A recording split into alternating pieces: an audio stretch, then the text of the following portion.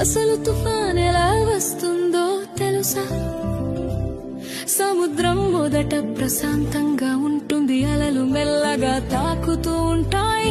కానీ సూర్యుడు బాగా వేడెక్కితే సముద్రపు నీరు కూడా వేడిగా మారుతుంది. ఆ వేడి నీటి మీద ఉన్న గాలి కూడా వేడి అవుతుంది, పైకి ఎగురుతుంది. గాలి పైకి ఎగినప్పుడు కింద ఖాళీ అవుతుంది. అప్పుడు చుట్టుపక్కల చల్లని గాలి ఖాళీ నింపడానికి వస్తుంది. ఇలా గాలి ఎగరడం దిగడం మొదలవుతుంది. అలా తిరుగుతూ తిరుగుతూ ఒక పెద్ద చక్రంలా మారుతుంది.